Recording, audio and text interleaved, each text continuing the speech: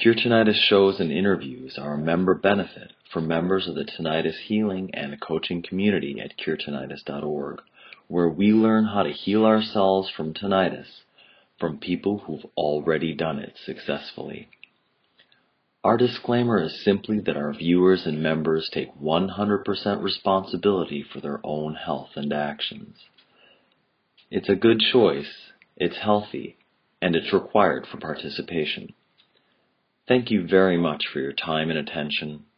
We hope you enjoy the path of liberation from tinnitus.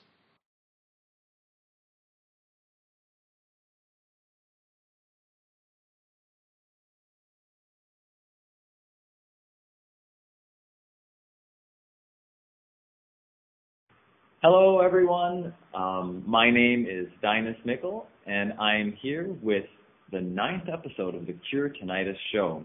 As you know, I'm the founder of curetinnitus.org, and with me I have Julian Cowan-Hill, registered craniosacral therapist, and someone who had tinnitus for 20 years, who healed himself completely by bringing himself to a state of well-being, and he is here to teach us the very same thing. Thank you for being with us, Julian. Thank you for inviting me. An absolute pleasure. The show format today is that we've gathered a good number of questions from our members, and we'll start with the member questions. Then we'll do a one-on-one session with me and Julian. So I will come to his virtual office and sit before him, and we can see if he can talk me out of my remaining tinnitus. And then we'll all experience an exercise, and we'll do an exercise together with me as the representative for everyone else. So, Julian, the first question. Are you ready to start? I am. Yep. Sure. Let's go. Okay. The first question is. Here we go. Generally, I'm wondering about doing things that in the short term might have a negative impact on tinnitus, but in the long term, overall will be good for me. Now, there's actually a specific scenario. So there's a general situation and there's a specific. In particular, I'm thinking about having all of my mercury dental fillings removed. I think that having all this toxic metal in my head is not a good thing. So having them removed seems to be a good idea. However, my tinnitus is still pretty reactive right now, so I wonder if it's the best time to have 7 fillings removed, i.e. if my body will experience it as trauma and just make my nervous system all jacked up again. So there's a specific and there's a general. It's an interesting question. I think I can hear my echo coming through. I think it's really important to be in a state of relative well-being before having any invasive treatment. Personally, myself, I think twice about having. I have mercury fillings and I haven't had them replaced, and my tinnitus has backed off. So, I mean, from my own personal experience, I know it's possible with mercury fillings to not have tinnitus. And I also know that if we're in a state of nerves and red alert, having invasive dental treatment can be very activating, so it can have a temporary reaction. I've also worked with a few clients who've gone through this whole process of having mercury fillings removed and then taking special substances like chlorella. I don't know what their nutritionist prescribed, but this one guy in particular went through a really, really deep detoxing program over a year. I think it was more like a year and a half, and I think he found it a bit challenging, especially at the beginning. But he is a different person now. He's really very, very together, calm, centered, and has a very strong, prevailing sense of well-being.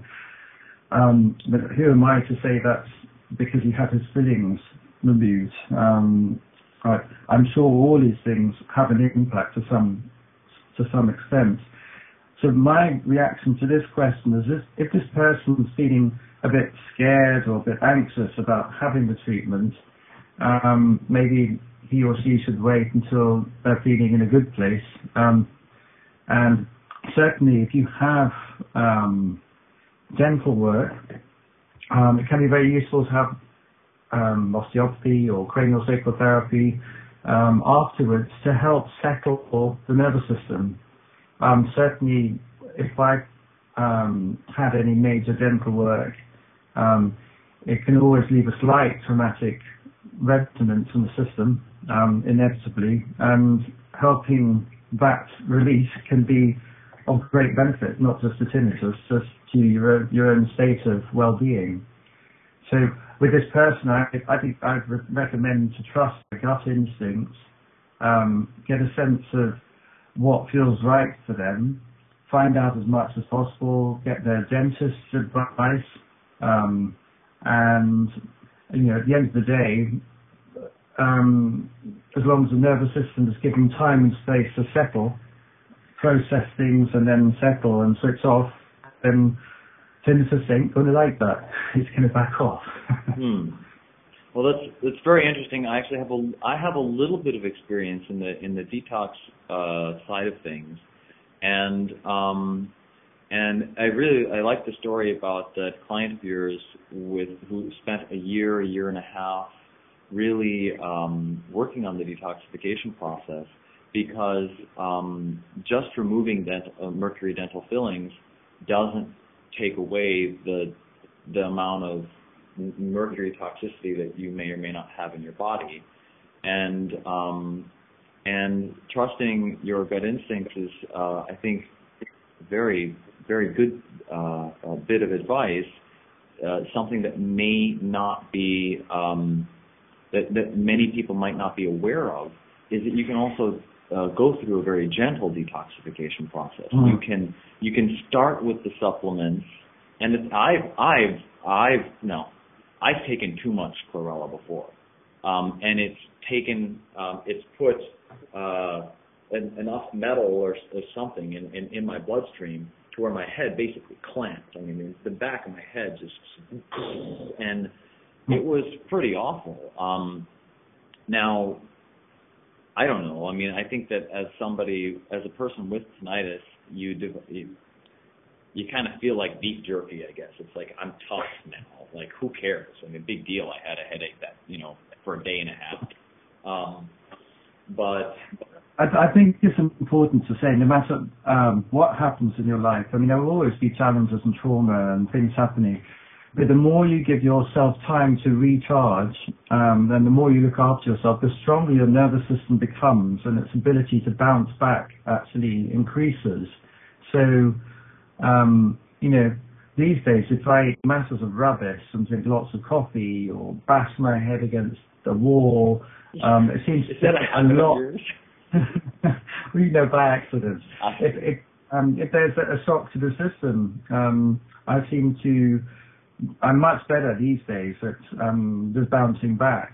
Whereas when I had really bad tinnitus, things affected me much longer and much more deeply. And I think, if we look after ourselves and we really, really let go and relax and give ourselves, if we eat properly, rest, have healthy exercise, and really allow our system to recharge, then we get stronger.